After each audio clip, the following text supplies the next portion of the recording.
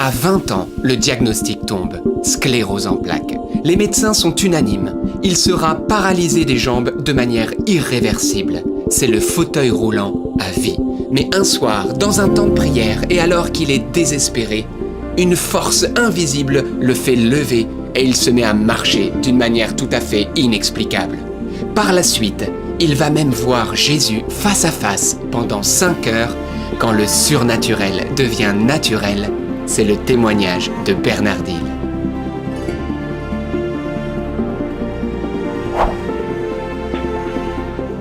Oui, ça c'est un témoignage incroyable mais vrai, une guérison instantanée et inexplicable par la médecine, une guérison de sclérose en plaques. Oui, restez bien avec nous, le témoignage, c'est maintenant et on se retrouve juste après. Et aussi, n'oublie pas de t'abonner pour ne pas rater les prochains témoignages. Je m'appelle Bernard Dill, je suis marié, papa de 6 enfants, 3 garçons et 3 filles. Je suis diacre permanent dans le diocèse de Nice, incardiné dans le diocèse de Nice. À 17 ans, le diagnostic tombe, sclérose en plaques. Vos jambes se paralysent peu à peu. Dites-nous en plus. La médecine a diagnostiqué que j'avais une sclérose en plaques, maladie incurable, maladie irréversible qui tout doucement paralyse tous les muscles du corps. Mais moi, c'était à évolution fulgurante, puisqu'en l'espace de 3 ans, j'avais perdu toute sensibilité dans le bas des jambes, le bas des reins, voilà, tout était mort, je ne sentais plus rien. Et là, les médecins ont dit à mes parents que je ne remarcherais plus, que c'était terminé, que j'avais peut-être même une espérance de vie qui n'irait pas au-delà de 30 ans. Quelle est votre réaction face à ce sombre diagnostic ? Moi, j'étais dans la mort, quoi. Je me voyais mort. Et j'ai fait plusieurs tentatives de suicide à ce moment-là parce que je ne voulais pas vivre une vie dans laquelle j'étais privé, pour moi, de mon autonomie totale. Une fois, je me suis jeté dans les escaliers. La deuxième fois, j'ai pris des médicaments, mais pas assez. La troisième fois, j'ai pris des médicaments, à nouveau pas assez, mais j'ai dormi pendant 48 heures, après un lavement d'estomac. Un jour, votre tante acquiert la certitude que Jésus va vous guérir de cette maladie. Pourquoi ? Elle est allée à Villeneuve-les-Avignon où se trouvait un rassemblement du renouveau charismatique avec l'Église catholique. Lors de ce rassemblement, ma tante a assisté à tout plein d'annonces de guérison que le Père Tardif faisait et donnait, puisqu'il donnait des paroles de connaissance qui disaient « le Seigneur est en train de guérir telle personne, telle maladie, telle chose, etc. etc. » Et puis à un moment donné, la soirée s'est finie, la louange a commencé pour terminer la soirée et il est revenu sur le podium en faisant arrêter la louange. Et il a dit, le Seigneur me demande de dire encore quelque chose. Il y a une femme de plus de 60 ans qui est ici présente et qui prie très fortement pour un membre de sa famille qui est en fauteuil roulant, hospitalisé, condamné par la médecine, et le Seigneur va le guérir. Ma tante était convaincue que c'était de moi qu'il s'agissait. Votre tante vous invite alors chez elle pour que son groupe de prière prie pour vous. Et là, le miracle se produit. Que se passe-t-il ? 18 octobre, au petit déjeuner, elle me dit « Écoute Bernard, il y a des personnes qui vont venir prier ce soir. Est-ce que tu acceptes de participer à ce temps de prière que nous allons avoir ensemble dans la maison ?» Moi, j'ai dit « Non, moi j'irai me coucher. Il est hors de question que je participe à tes bondieuseries. » Et là, elle me dit « Écoute, le problème, c'est que tu dors dans la pièce où l'on prie. Donc, il faudra que tu attendes qu'on ait fini de prier pour aller te coucher. » Ah. Et là, je me suis dit, zut, comment je fais ? Alors j'ai pensé à m'enfuir dans une des chambres où il y avait une radio, sauf que la radio était bloquée sur France Musique. Et là, je me suis dit, j'ai bien envie de mourir, mais pas d'épuisement par France Musique. Et donc, il a fallu vraiment que j'accepte, malgré moi, de participer à cette soirée de prière, mais je n'avais pas vraiment envie. Il s'est passé quelques événements juste avant que la prière ne commence. C'est une personne âgée, qui dit à ma tante, ce soir il va se passer des merveilles. Et moi je me suis dit dans ma tête, la pauvre vieille, excusez-moi pour les personnes de cet âge-là, parce que je m'y approche, mais voilà, à cette époque j'ai dit, la pauvre vieille, ça va pas bien là-haut, quoi. Il y a quelque chose qui a pété, quoi. Si moi je suis malade, elle va pas bien dans sa tête. Donc voilà. Et puis on s'est dirigé tout doucement vers le temps de prière qui a commencé à 8h30. Et là, la petite dame âgée s'approche de moi, elle me dit, c'est toi Bernard ? Alors je dis oui, à moins qu'il y en ait un autre. Et effectivement, l'armoire à glace s'appelait Bernard, mais moi ça je ne le savais pas. Elle me dit, est-ce que tu accepterais que l'on prie pour toi, que l'on t'impose les mains, qu'on demande à Jésus de te guérir ? Et elle me raconte ce que les apôtres faisaient, ils imposaient les mains aux malades et ceux-ci étaient guéris. Enfin, voilà. Moi je dis, écoutez, si ça peut vous faire passer le temps. Et ils se sont mis autour de moi, ils ont commencé à prier pour moi. Et j'ai perdu connaissance. Et quand j'ai perdu connaissance, je ne sais pas ce qui s'est passé. Donc ce que je vais dire à partir de maintenant, c'est ce qu'on m'a dit. Ce qui s'est passé, c'est que je me suis mis debout, j'ai fait quelques pas, et je me suis retrouvé à l'autre bout de la pièce où j'étais installé avec mon fauteuil. Et je me suis retrouvé allongé par terre, la tête posée sur le bas du canapé, où j'étais censé dormir. Et quand j'ai repris connaissance, là j'entendais tout le monde crier des gloires à Dieu, des merveilles, merci Seigneur, des louanges, tout ça. Je dis mais qu'est-ce qui leur arrive? Qu'est-ce qui se passe? Et moi je me vois par terre, je vois mon fauteuil à l'autre bout de la pièce, et là la petite dame s'approche, elle me dit Bernard, ne crains pas, Jésus t'a guéri, lève-toi et marche. Je dis vous êtes fou, qu'est-ce que vous m'avez fait? Remettez-moi dans mon fauteuil. Sauf que j'ai senti quelqu'un me prendre par la nuque, et je me suis retrouvé debout. Et elle qui me disait, Bernard, ne crains pas, Jésus t'a guéri. Maintenant, pendant que je recule, avance, et elle me prend mes mains, elle me les pose sur ses épaules. Et là, elle fait un pas en arrière, et moi, je vois ma jambe pousser en avant. Mais moi, quand je sens cette main dans le dos, je me retourne et je vois strictement personne. Et là, j'ai paniqué, j'ai dit, remettez-moi dans mon fauteuil, je vais tomber, remettez-moi dans mon fauteuil, j'arrêtais pas de répéter ça. Et elle, qui n'arrêtait pas de répéter à son tour, ne crains pas, Jésus t'a guéri, avance, ne crains pas, Jésus t'a guéri, avance.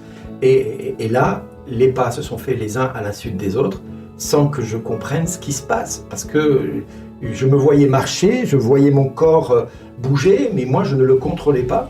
Si bien que quand je suis passé à côté de mon fauteuil, je dis ça a été un moment de grande déprime pour moi, puisque ma tête voulait s'asseoir sur le fauteuil, et mon corps a refusé de m'obéir.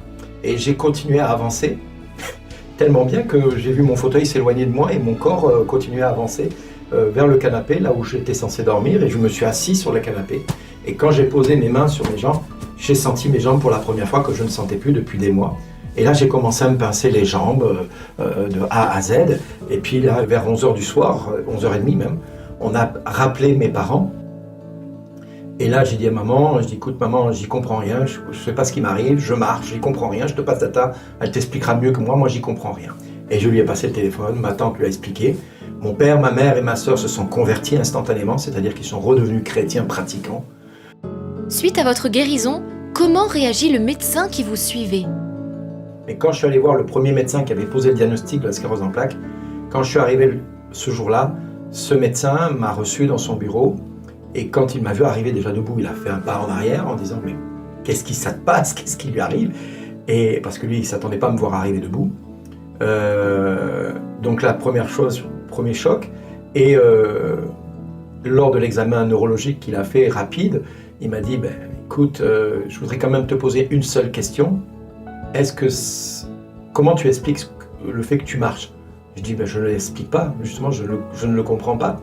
Et le médecin il me dit alors c'est comme si on t'avait dit lève-toi et marche. Je dis c'est exactement ça. Et il m'a dit alors je ne veux pas en entendre plus, c'est bon pour moi, ça reste inexplicable, ça fait trop pour moi. Et j'ai su plus tard que ce médecin, suite au passage du Père Tardif, il avait eu 5 patients qui avaient été visités par le Seigneur. Quelles sont les conclusions officielles du corps médical? Tout est redevenu normal, comme si j'avais jamais eu de sclérose en plaques. C'est ça qui est incroyable et c'est ce qui était inexplicable pour le corps médical aujourd'hui encore. Le premier dossier médical disait que j'étais bien atteint d'une sclérose en plaques et que dans le nouveau dossier, il n'y avait plus aucune trace de la sclérose en plaques parce que dans le cortex cérébral, il y a ce qu'on appelle une cicatrice qui s'opère et qui avait totalement disparu lors des examens qui ont eu lieu plus tard. Lors de son diagnostic, il a dit simplement « guérison inexplicable ». Les traces de sclérose en plaques ont totalement disparu. C'est ce qu'il a mis dans le rapport médical me concernant. Revenons à votre témoignage, Bernard. Le lendemain de ce miracle, votre tante souhaite vous faire témoigner dans un autre groupe de prière. Et là, il se produit un phénomène incroyable. Que se passe-t-il? Ils ont commencé à chanter un chant, vous savez, les chants du carnet Il est vivant, et puis un deuxième chant, et puis le Bernard que vous voyez, là, il est tombé par terre. Je me suis vu partir, j'ai pas compris pourquoi, je perdais l'équilibre, et quand je reviens à l'esprit, ma tante s'approche de moi, elle me dit « Tu te rends compte de ce que tu viens de faire ?» Je dis « Je viens de tomber ». Elle me fait « Non, tu viens pas de tomber ». Je dis « Si, le chant vient de finir, là, j'ai perdu l'équilibre, je sais pas ce qui m'est arrivé, j'ai fait un malaise ». Elle fait « Non, t'as pas fait un malaise, t'es tombé par terre, certes, mais ça fait plus de 2h30 que t'es par terre ». Je regarde tout le monde autour de moi et tout le monde pleure. À l'inverse de la veille où tout le monde était dans la fête, dans la joie, là je vois tout le monde pleurer. Je dis mais qu'est-ce qui se passe? Elle me fait mais et tu te rappelles de rien? Je lui fais non, je me rappelle de rien. Et là elle me raconte ce qui s'est passé pendant le temps où j'étais par terre. J'ai commencé à appeler toutes les personnes par leur prénom alors que c'était la première fois que je les voyais. Je les ai appelés par leur prénom, je leur ai cité des passages de la parole de Dieu avec en leur demandant de mettre des actes concrets dans leur vie. Que quand je leur donnais un passage de la parole de Dieu, je leur donnais les références bibliques. Et comme ils avaient du mal à trouver la référence dans la Bible, suivant la traduction qu'ils avaient, eh bien je leur donnais le numéro de la page dans laquelle se trouvait la référence biblique et le texte intégral, et que je disais par cœur, ce que je n'avais jamais fait puisque je ne connaissais pas la Bible à l'époque. Et toutes les personnes ont été visitées par Dieu ce jour-là, individuellement, par des paroles que je leur ai toutes adressées à chacun et à chacune, y compris vers ce capucin qui était présent dans ce monastère, qui assistait à la prière, puisque ce frère capucin m'a raconté ce qui lui est arrivé. Il est décédé maintenant puisqu'il avait un cancer à l'époque, et au seuil de sa vie, il se posait la question de savoir s'il avait fait le bon choix, s'il avait vraiment fait le choix que Dieu lui avait demandé. Et Dieu a commencé à l'appeler par son prénom de baptême. Et comme ils se regardaient tous, apparemment, à un moment donné, le Seigneur, à travers moi, lui a dit quand tu es rentré chez les Capucins, on t'a donné ce prénom. Et oui, tu as été fidèle en tout ce que tu as fait. Et oui, je t'attends, je prépare une demeure pour toi, à mes côtés. Et le Capucin a été comme rasséréné de cette présence de Dieu qui est venue le consoler au seuil de sa vie, de tous les doutes qu'il avait, de savoir s'il avait été fidèle en tout. Et le Seigneur l'avait comme réconforté et assuré de la vie éternelle juste avant de partir, quoi. Et ça, c'était, je dirais, ce qui a permis à l'évêque que j'ai rencontré quelques jours plus tard, avec le témoignage du Capucin, de se rendre compte que c'était vraiment Dieu qui avait agi, quoi. D'autres guérisons inexplicables se produisent dans les jours qui suivent. Racontez-nous. Le lendemain, à nouveau, il s'est passé un autre événement, c'est que je passe dans le couloir où ma tante est en train de parler avec une personne qui s'appelle Marcel. Et en passant à côté de ma tante, je dis à ma tante, dis à cette dame de se lever de son fauteuil roulant. Et quand je dis à cette dame de se lever de son fauteuil roulant, ma tante entend un cri de l'autre côté, et elle écarte le téléphone, et elle dit à cette dame, elle dit « Marcel, mais qu'est-ce qui t'arrive? Qu'est-ce qui se passe ?» Elle dit « Je suis debout, je suis debout, je suis debout !» Et Marcel a été effectivement guérie, puisqu'elle était condamnée par la médecine depuis longtemps, elle était paralysée depuis plus de 20 ans.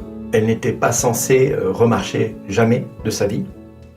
Ce qui est incroyable, c'est que c'est son mari qui m'a le plus surpris dans l'histoire, puisque son mari est arrivé dès le moment où elle s'est levée du fauteuil. Donc il est rentré à la maison, et quand il a vu sa femme debout, il a compris que quelque chose s'était passé. Et il a laissé les clés sur la porte et il est parti en sens inverse vers la mairie. Il est allé voir le maire et il lui a dit « Je vous rends ma carte du Parti communiste parce que j'ai trouvé beaucoup mieux ». Il s'est converti instantanément en voyant sa femme se mettre debout. Et il s'est passé des quantités de guérisons à partir de là, à tel point qu'il y a eu par exemple une guérison d'une dame qui est venue, elle est arrivée en larmes. À un moment donné, je lui ai dit « L'année prochaine, tu reviendras avec un fils dans les bras ». Elle fond en larmes encore plus. Elle repart de la prière comme ça, et puis ensuite, cette dame qui est revenue presque 5 semaines plus tard, nous voir à la maison, la première image qu'elle nous montre, le corps d'une femme, mais avec une zone une ombre, mais avec une espèce de fil lumineux tout autour de ce ventre à l'intérieur. Et elle dit, vous voyez, là c'est l'emplacement normalement où se trouve mon utérus, et le fil que vous voyez, c'est une espèce de fil d'or, de feuille d'or que le cancérologue a mis pour éviter que le cancer que j'ai eu, lorsqu'il m'a fait l'ablation de l'utérus, se propage dans le reste du corps. Sauf que dans la deuxième pochette, elle nous montre d'autres radios qu'elle venait de faire le matin même, à Toulouse. Et là, il n'y avait plus ce fil d'or qui était tout autour, et il y avait une espèce de petit haricot. Et je lui dis, mais c'est quoi? Et elle me dit, ça, apparemment, je suis enceinte depuis 15 jours. Et ma tante, qui était infirmière à la retraite, elle a tout de suite compris ce qui se passait. Elle m'a dit, elle est enceinte. Je dis, oui, et alors? Si on lui a fait l'ablation de l'utérus, elle ne pourrait pas être enceinte. Or, il y avait un nouvel utérus, et il y avait un bébé qui était en train de grandir en son sein. Quelque temps plus tard, j'ai été amené à témoigner à Toulouse, dans un grand amphithéâtre gigantesque. Et là, j'ai été surpris parce qu'il y avait quand même beaucoup de blouses blanches dans cet amphithéâtre. Et je ne comprenais pas pourquoi il y avait autant de blouses blanches. Je me dis, mais c'est quoi ce truc-là? Et en fin de compte, c'était l'université de Toulouse, la faculté de médecine de Toulouse, là où j'étais témoigné. Donc quand j'ai témoigné de ma guérison, tout s'est bien passé. Sauf que quand j'ai commencé à témoigner de la guérison de cette femme, là j'ai entendu des « ouh, faites-le taire » et puis j'ai commencé à recevoir des bouts de gomme, des crayons, des papiers, des oranges même, des pommes que j'ai reçues comme pour me faire taire. « Faites-le taire, j'entendais dans la salle. Et là j'ai vu un homme, 60, 65 ans, se mettre debout, avancer, venir vers le podium, monter sur l'estrade et là tout le monde s'est tu. Il me dit « est-ce que je peux prendre le micro ?» Je dis « oui, je ne peux plus rien dire de toute manière. » Et là, le médecin il dit écoutez, vous me connaissez tous, je vous enseigne l'obstétrique depuis des années et je viens de comprendre comment ma patiente a été guérie aujourd'hui. Donc j'arrête l'enseignement de l'obstétrique ici. J'arrête parce que je n'ai plus rien à faire ici. Je dois me remettre en question dans beaucoup de domaines. Et ce médecin est parti en Afrique soigner et aider les femmes en Afrique à mettre leur enfant au monde et à concevoir leur enfant. Voilà. Pouvez-vous nous partager un dernier miracle dont vous avez été témoin? Je reçois une parole qui se tourne vers une personne qui est là dans l'assemblée. Je dis, il y a une personne dans l'assemblée qui connaît un jeune de 7 ans qui est atteint de leucémie et le Seigneur veut le guérir, il faut qu'on aille prier pour lui. Et la personne était bien là, sauf que la personne n'a pas osé lever la main. Elle n'est revenue que le lendemain pour nous dire la personne que tu as parlé de leucémie, effectivement, je le connais, c'est le fils de mon voisin qui est atteint de leucémie, mais il n'a pas qu'une leucémie, il a une hépatite virale et il lui reste plus que quelques jours à vivre d'après les médecins, donc voilà. Je dis, il faut qu'on y aille. Alors on est parti le samedi à l'hôpital de Purpan, à Toulouse, et je me suis retrouvé devant un petit garçon qui était un enfant de Dachau, oui, un enfant des camps de concentration. Je dirais que ses jambes avaient l'épaisseur de son poignet. Voilà, ses jambes étaient l'épaisseur de son poignet. Et là, à ce moment-là, moi je prends l'huile, j'en mets un tout petit peu sur mon pouce, à travers le bouchon du flacon, et je fais un signe de croix sur sa main gauche et sur sa main droite, et une sur son front. Et là, je dis, écoute, dans 15 jours, tu vas aller jouer avec ta sœur et tes frères. Et là, sa maman me regarde, me dit « Vous connaissez notre famille ?» Je dis « Non, pourquoi ?» Elle me dit « Mais comment vous savez qu'il a des frères et une sœur ?» Je dis « Mais peut-être parce que c'est Dieu qui me l'a révélé, parce que moi je ne sais pas trop comment je fonctionne actuellement. Je suis en pleine découverte de ce que je vis au quotidien. Donc voilà, je vous dis les choses comme je les ressens. » Elle me dit « Vous savez, c'est une grave maladie qu'il a quand même. » Et je dis oui, mais moi j'ai dans le cœur que dans 15 jours, il aura une permission pour le week-end, pour aller jouer avec ses frères et sa sœur. Donc je vous le dis simplement, comme ça. Et en arrivant dans la pièce où on se change, la maman me dit, vous savez, l'an dernier, à la même date, j'ai perdu mon fils aîné de la même maladie. Ça fera 1 an, jour pour jour, pratiquement aujourd'hui, que mon fils aîné est mort de la même maladie. Et là, dans ma tête, ça a fait l'effet d'une bombe. Je me suis dit, oh, qu'est-ce que j'ai dit? Est-ce que j'ai dit quelque chose de fou ou pas? Sauf que 8 jours après, l'ami est venu me voir et me dit « Bernard, Arnaud est sorti de chambre stérile et il a repris 5 kilos au bout de 5 jours. » Je dis « Waouh !» Et là, les médecins ne comprennent pas ce qui se passe. 12 jours plus tard, il avait effectivement une permission pour le week-end et il était avec ses parents. Et j'ai pu voir Arnaud à la sortie de l'église parce que toute la famille était descendue à l'église ce jour-là pour rendre grâce à Dieu que Arnaud soit sorti de cette maladie parce qu'il avait repris 15 kilos en l'espace de 12 jours. Et les médecins ne comprenaient pas ce qui s'était passé pour le petit Arnaud. Aujourd'hui, Arnaud a 3 enfants. Il se porte bien apparemment. Un jour, vous voyez Jésus face à face pendant 5 heures. Votre vie en est complètement chamboulée. Racontez-nous. À 2h du matin, excusez-moi, parce que chaque fois que je pense à cet événement, c'est toujours très dur pour moi de le dire, parce que j'ai vécu quelque chose d'exceptionnel. À 2h du matin, j'ai entendu mon prénom, Bernard.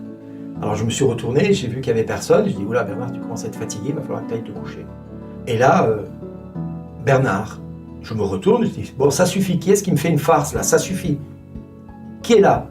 Il y a eu 3 flashs lumineux qui ont apparu devant mes yeux, et la pièce est devenue comme ronde, circulaire, le tabernacle a disparu devant mes yeux. Et là, j'ai vu, pendant 5 heures durant, la passion du Christ, de l'agonie, jusqu'à ce que Jésus meure sur la croix. Et cet événement-là, je ne l'oublierai jamais. Si vous avez vu le film de Mel Gibson, La Passion du Christ, vous mettez un coefficient 10, 100 dessus pour voir ce que j'ai vu. Parce que quand on dit que le Christ n'avait plus figure humaine, oui, il n'avait plus figure humaine. Son nez pendait, sa joue pendait, son œil, sa paupière pendait. Son épaule était comme lacérée par le poids de la croix qu'il avait portée. Le corps était en lambeaux, de la tête aux pieds. Et ce qui était le plus dur, c'était de voir le regard de Jésus sur moi. Un regard d'amour. Que voulez-vous dire à ceux qui vous regardent maintenant? J'aimerais tant que la multitude des enfants de Dieu n'oublie pas pourquoi Jésus a donné sa vie. Parce que beaucoup de chrétiens même, qui se réclament chrétiens, n'ont même pas conscience de quel amour ils sont aimés. Et ça, c'est quelque chose qui fait souffrir le Père. Parce que notre Père a donné son Fils, son unique Fils, pour chacun de nous. J'ai envie de dire à tous mes frères et toutes mes sœurs, revenez au chapelet de la Divine Miséricorde, revenez à l'adoration, revenez à l'Eucharistie, revenez à la parole de Dieu. Revenez pendant qu'il est temps. Pouvez-vous prier pour les personnes malades qui suivent cette émission? Papa, je te demande la guérison pour tous les malades qui vont visionner cette vidéo. Pas qu'un peu, pas partiellement, mais des guérisons totales et définitives.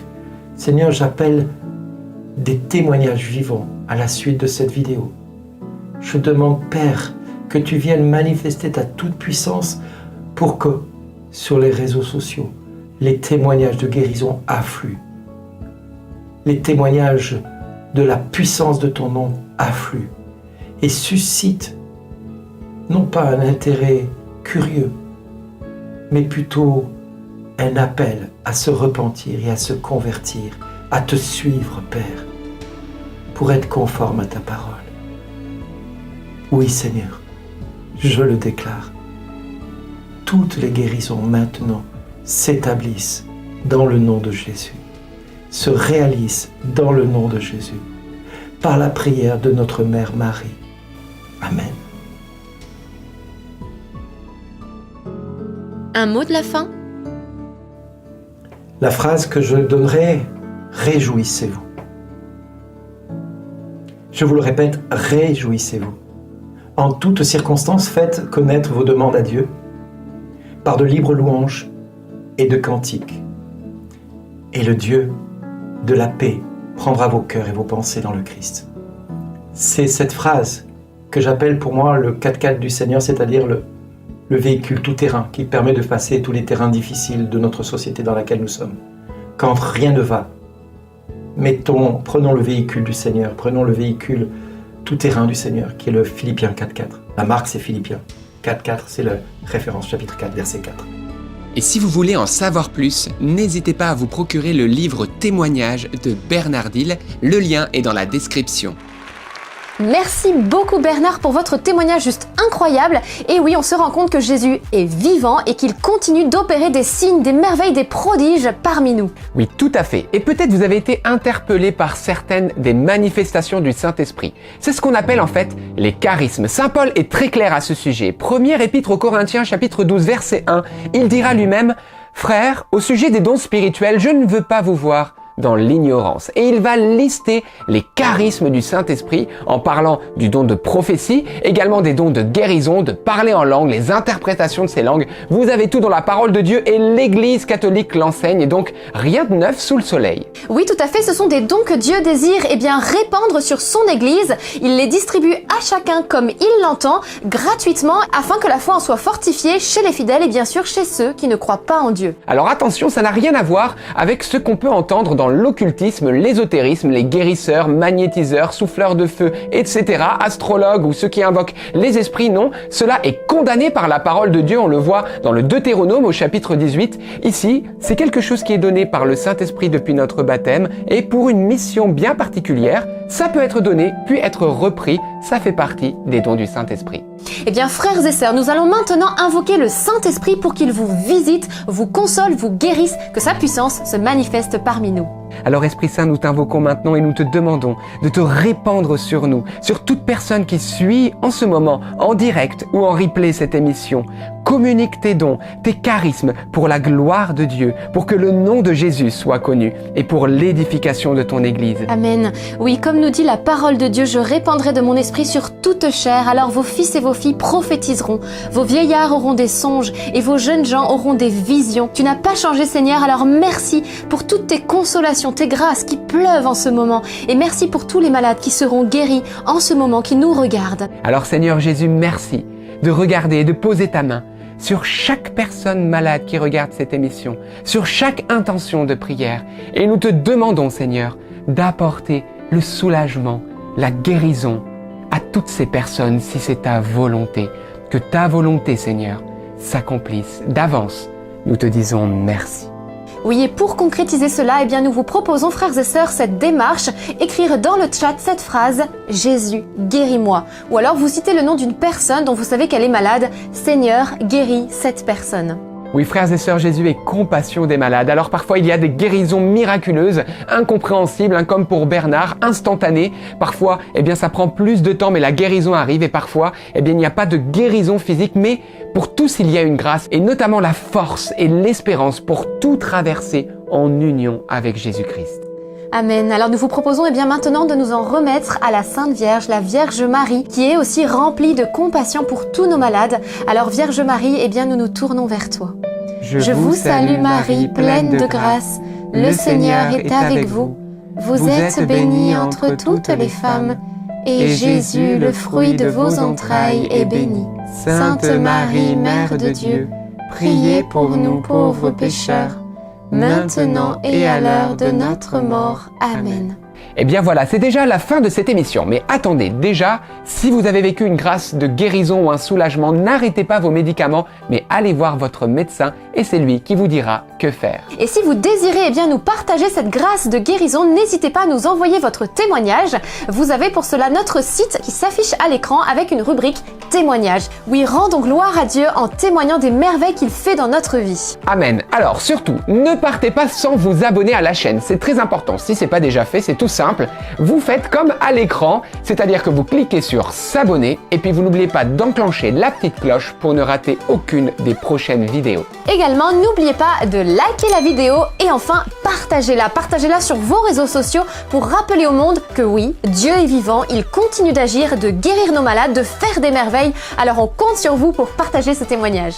Et voilà, on se retrouve, notez bien, le 7 novembre pour une nouvelle émission et d'ici là, n'oubliez pas, Rien n'est impossible à Dieu. À lundi.